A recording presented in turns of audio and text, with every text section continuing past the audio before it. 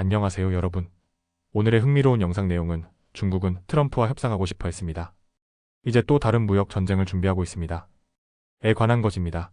우선 좋아요 버튼을 누르고 채널 구독 및 알림 설정도 잊지 마세요. 여러분의 관심과 지지가 저희에게 큰 힘이 됩니다. 첫 소식은 월스트리트 저널의 심층 보도를 바탕으로 미국과 중국 사이에서 다시 불붙고 있는 무역 갈등에 대해 자세히 알아보겠습니다. 특히 트럼프 대통령의 관세 정책과 이에 대응하는 중국의 움직임, 그리고 이 복잡한 긴장 속에서 벌어지는 외교적 해상과 오판들을 집중적으로 살펴보겠습니다. 2025년 봄, 중국은 트럼프 대통령의 두 번째 임기 초반을 조심스럽게 관망하고 있었습니다. 이번엔 지난 임기와는 다르게 협상의 실마리를 찾고자 했고, 무엇보다 워싱턴과 소통 채널을 복원하려는 노력을 시도했지만 모두 벽에 부딪혔습니다. 트럼프 대통령의 취임 초기 몇 달 동안 중국은 그의 태도와 정책 방향을 파악하려 했지만 미국 측은 응답하지 않았습니다. 그러던 중 트럼프 대통령은 중국산 제품에 대해 34%에 달하는 추가 관세를 발표하며 강경한 무역 전쟁의 신호탄을 다시 쏘아 올렸습니다.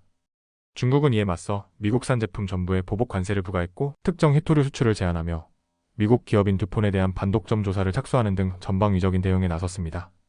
이는 단순한 경제 조치 그 이상으로 양국 간 갈등이 다시 장기화될 수 있다는 신호로 해석됩니다. 트럼프 대통령은 소셜미디어를 통해 중국은 잘못했으며 당황하고 있다.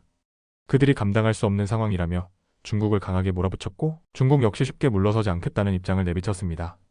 한때 베이징은 트럼프와의 협상 가능성에 기대를 걸기도 했습니다. 트럼프 대통령이 취임 직후 중국을 향한 비난을 자제했고, 시진핑 주석 역시 유화적인 제스처로 고의사절을 보냈습니다. 하지만 곧이어 미국은 외교적 채널을 차단했고 중국은 다시 강경 노선으로 돌아서게 됩니다. 중국의 외교수장왕이 장관이 유엔 회에 참석 중 트럼프의 국가안보 보좌관과 만나려 했지만 거절당했고, 다른 고위급 라인도 닫혀 있었습니다. 중국은 협상의 문을 두드렸지만 미국은 철저히 이를 무시했습니다. 이런 단절은 단순한 오해 수준이 아니었습니다. 트럼프 대통령의 정책 기조는 명확했습니다. 전략적 압박과 일방적 행동. 이번 관세 조치로 인해 중국 제품에 대한 미국의 평균 세금은 76%에 달하게 되었으며, 이는 트럼프 대통령이 첫 임기를 시작하기 전과 비교했을 때 무려 20배에 가까운 수치입니다. 중국 내에서도 동요가 감지됩니다. 일부 경제 전문가들은 이번 조치가 단순한 무역 갈등을 넘어 미국이 중국과의 전략적 분리를 선언한 것이나 다름없다고 지적합니다. 과연 이런 압박 속에서 협상의 여지는 있는 것일까요? 현재의 상황을 보면 쉽지 않아 보입니다. 중국 내부에서는 트럼프와 협상을 해야 한다는 목소리도 있지만, 동시에 시진핑 주석이 너무 적극적으로 나서면 중국이 약한 모습으로 보일 수 있다는 우려도 존재합니다. 트럼프 대통령은 압박을 통해 외교적 양보를 얻는 전략을 취하고 있지만, 시진핑은 신중함과 시간 끌기, 체계적 대응에 의존하는 스타일입니다. 결국 두 지도자는 압박과 자존심이라는 딜레마 속에서 허우적거리고 있습니다. 과거 트럼프 정부 시절 트럼프 대통령의 사위 제러드 쿠슈너와 중국 대사 사이에는 나름의 소통 채널이 존재했지만, 이번엔 그런 백채널도 사라졌습니다. 최근에는 중국 대사가 테슬라의 최고 경영자 일론 머스크에게 접근해 트럼프 진영 내 온건파와의 연결을 시도했지만 실패로 끝났습니다. 머스크는 트럼프와 가까운 인물로 여겨졌지만 중재자 역할을 하기에는 한계가 있었던 것입니다.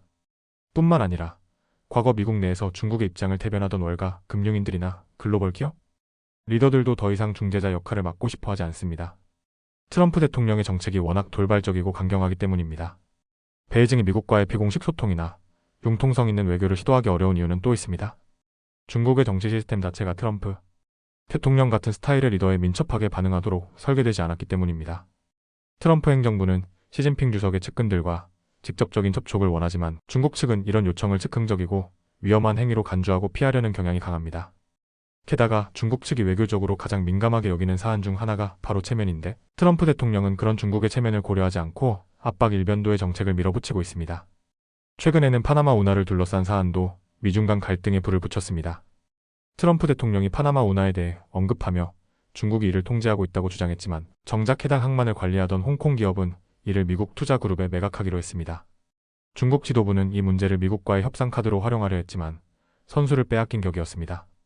이제 중국은 이 거래에 대해 반독점 조사를 착수하며 다시 레버리지를 되찾으려 하고 있지만, 이는 트럼프 대통령에게 중국이 수로를 통제하고 있다는 근거를 오히려 강화시킬 수도 있습니다.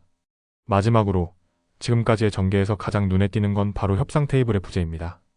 중국은 트럼프 대통령의 관세 조치가 지나치게 광범위하고 예측 불가능하기 때문에 어떤 방식으로든 출구 전략을 찾으려 하고 있습니다.